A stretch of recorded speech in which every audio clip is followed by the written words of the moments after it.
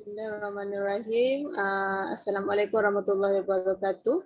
Today we are from Group 3. We want to present about occupational safety and health plan for construction industry. We choose IJM Corporation Berhad. This is our group members. Me, Siti Nur Atila binti Zulkifli, Siti Nur Hashimah binti Ibrahim, Nurul Izzah binti Masran, Nurul Diana binti Abdullah, and Josephine Mangku.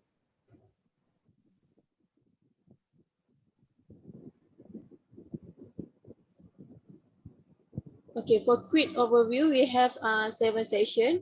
First session is policy or goal statement. Second session, list of responsible person. Third session, hazard identification. Fourth session, hazard control and safe practice. Fifth session is emergency and accident response.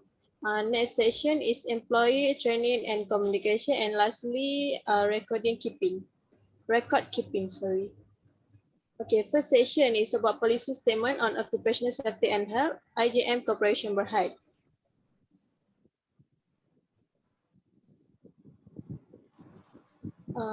This is a policy statement of occupational safety and health for this company.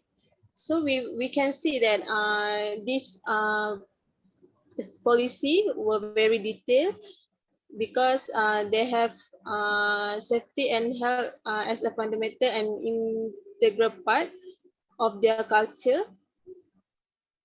Next.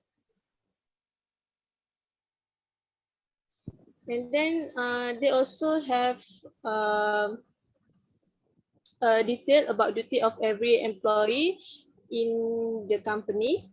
So they combine workers and employers into one policy of safety and health. Yes, policy. So this policy was signature with Liu Hao Seng, which is CEO and Managing Director for this company. Next. Section 2 is list of responsible person. Okay, first row is construction manager. For responsible, construction manager will oversee the entirety of the project from start to finish. Responsible for planning, budgeting, and overseeing progress. They must decide what material to be used, how to share the employee, and create a schedule for the project. During the planning the project lah, and then keep constant communication with all others on the project as well as the client on at all time, because it is their responsibility if something on the project goes wrong at any point.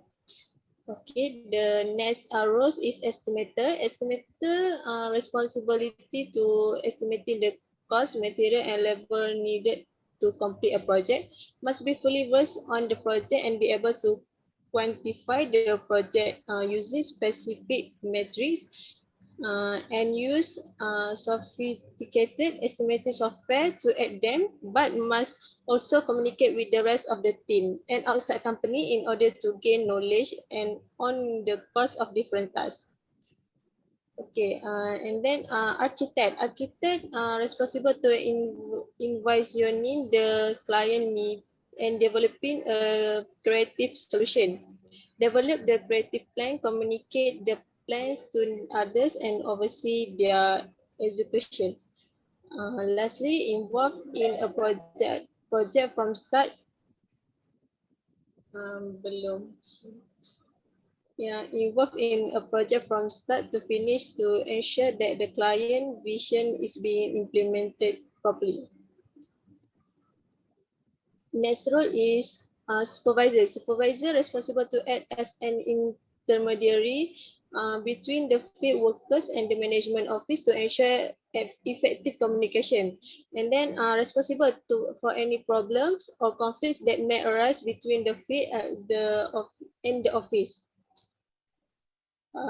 Construction expeditor responsible to manage the flow of materials from supplier to project, determine what material and equipment will be needed in any given project or those material and manage timely delivery.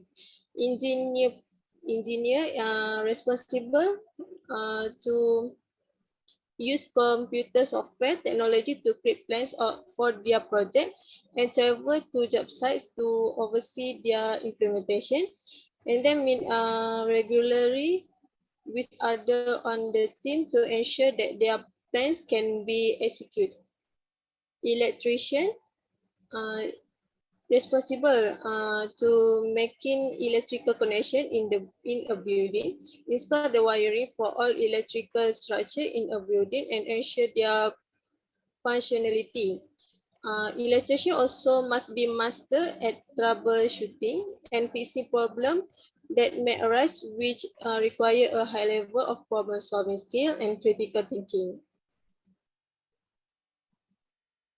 The next role is construction worker. Construction worker is the driving force of every project. Demolish all structure and work to create new ones following specific specification. Be able to operate heavy machinery, lift large objects, or perform typical construction tasks. And lastly, be able to effectively comprehend instruction they receive from their supervisor and work collaboratively with other team members.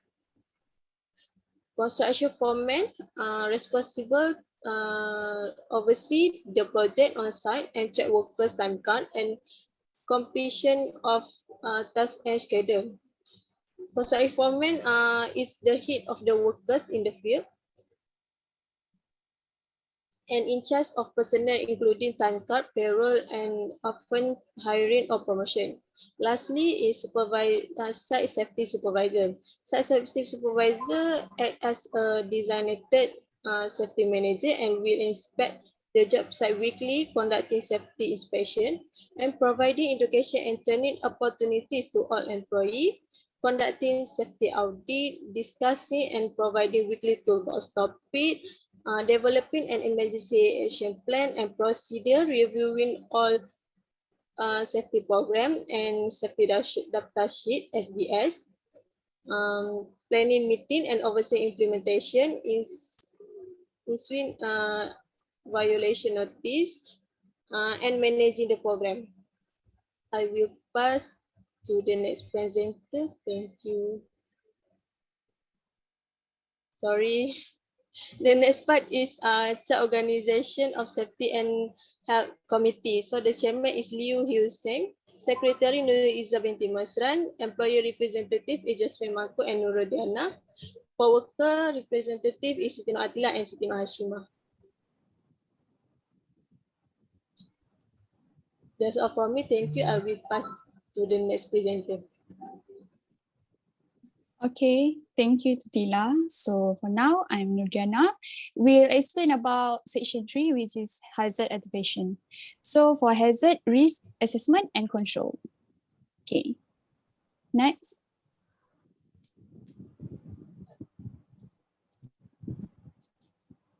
Okay, what is hazard, risk assessment and control? So for hazard identification, we know that this step is determined on anything that has potential to cause harm.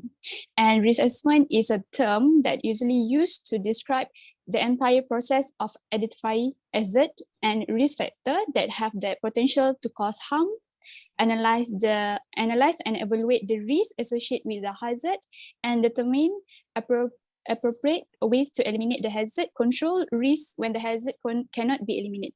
So in our company, in IJM Corporate Berhad, the goal of hazard identification is to find and record possible hazard that may be present in construction, infrastructure, and industry.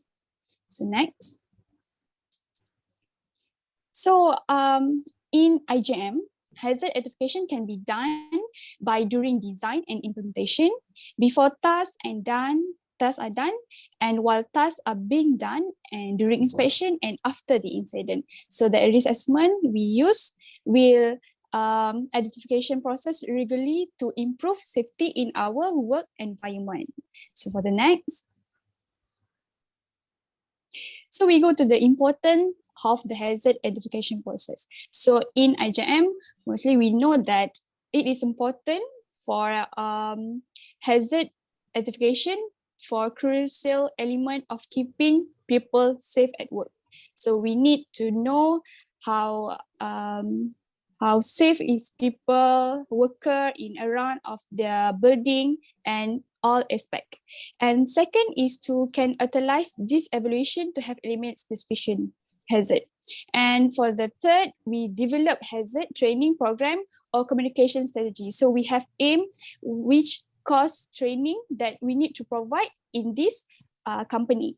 And the last one, we need to assist firm in meeting local and federal regulation. So we have follow the instruction for regulation that related for hazard that exists. So next.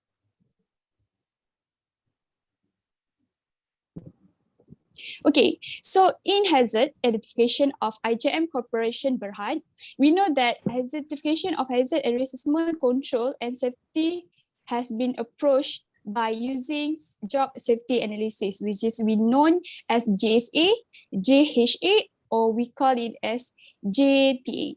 So it is one of the general duties as prescribed under the Occupational Safety and Health 1994 and Act of 514. And job safety analysis is safety tools that can be used to define and control hazard associated with a certain process, job and procedure. So end of this will show to you about our JSA form, example of our JSA form in our company. Okay, I think that's all from me. Next, I will pass to the next presenter. Thank you. Hi, my name is Justin Mangkus. So I will be presenting section 4, which is hazard control and self-practice. Next. So we all know that hazard control refers to workplace method adopted to decrease injury, lessen unfavorable health consequence, and manage harm to plant or equipment. So there is a 6, but we usually use only 5 hazard control, but there are 6 actually, which is elimination, substitution, isolation, engineering control, administrative control, and PPE. So this is arranged from the most effective to the least effective. Next. Self-practice. Self-practice are generally written method outlining how to perform a task with minimum risk to people, equipment, materials, environment, and processes. Some safe work practice will require specific job procedure, which clearly set out in a chronological order each step in a process. So for the hazard control and the safe practice, I will show you the example in the JSA form. Next. That's all from me. I will pass to the next presenter. Okay, my name is Siti Nashima binti Ibrahim. I will continue session 5, emergency and accident response in construction industry. Okay, construction site can be dangerous places and should have an emergency plan so that quick and effective action can be taken in the event of a problem to ease the severity of the situation and to limit the consequence. Next, we have how to develop a plan. A good emergency response plan can be generic and with some minor change can be easily adapted to specific sites and readily implemented. This is especially the case where a constructor specializes in similar types of project. Okay, next.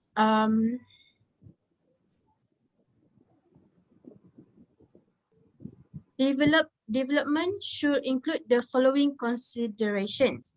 Okay, first we have hazard identification assessment. For each potential hazard, it is important to identify resources necessary for an appropriate emergency response. Next, we have emergency resources. It is important to identify which resources are available and have contingency plans in place to make up for any deficiencies. In step 3, we have communication systems. An important key to effective emergency response is a communication systems that can relay accurate information quickly. To do this, reliable communications equipment must be used, procedures developed, and personnel trained. Okay, next, administration of the plan. The person who has this task will normally be the person in charge of the emergency response operations. It is their task to ensure that everyone clearly understands their roles and responsibility within the emergency response plans. A chart may be helpful in this regard. Then, emergency resources, whether people or equipment, are kept at adequate level in step with the progress of the project. Okay, next is communication of the procedure. To be effective, an emergency response procedure must be clearly communicated to all site personnel. The following activities should be considered: review the procedure with new site subcontractors and new workers to ensure that it covers the activities adequately. Next, review the procedure with supplier to ensure that it covers any hazard that the storage or delivery of the materials might create. Okay, next, we have emergency response procedure. An emergency can be reported from any source, a worker on site, an outside agency, or the public.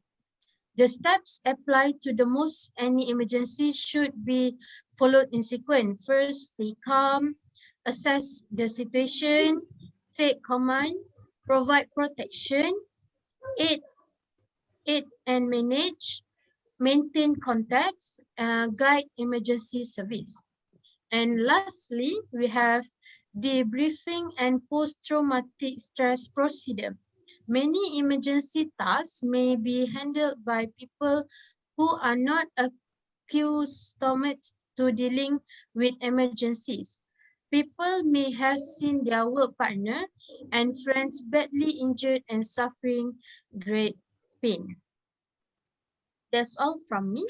Thank you. I will pass to the next presenter. All right, thank you, Hashima, for the informative information.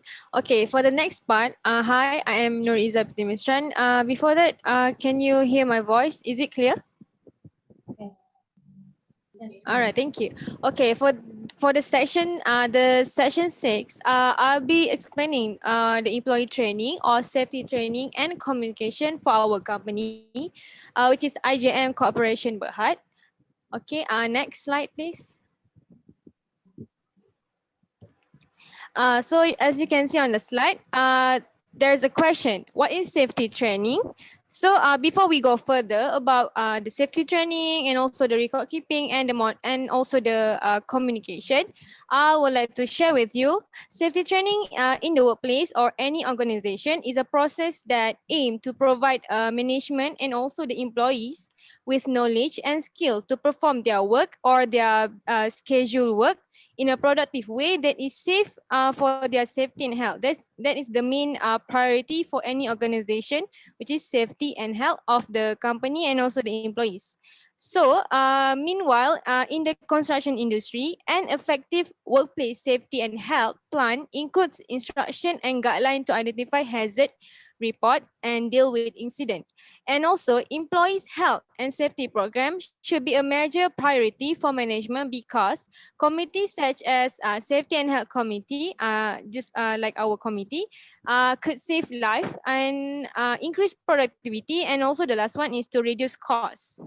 Okay. Also, this health and safety program can help gaining employee involvement, continue monitoring, and overall wellness component. This was according to Anthony, Mark, Michael, and AJ 2007. Okay, next slide, please. So this is some of example of safety training programs. So the first one, we always know about this one. First one is fire safety. The second one is emergency preparedness and response plan. So this part, I think as a safety officer, we all know that any organization can follow or get more information about this emergency preparedness plan from the guideline on occupational safety and health management system that being provided by DOSH, Department of Safety and Health Malaysia, which is the plan is comply to the legal requirement and also safety standard Malaysia. So the third one is the one of the example is chemical health reassessment, which is an assessment that has to be conducted by any organization or employer arising from the use, handling, storage, or any transportation of a chemical hazardous to employees' health in their workplace as required as and mentioned by Occupational Safety and Health, Use and Standard of Exposure of Chemical Hazardous to Health Regulation 2000.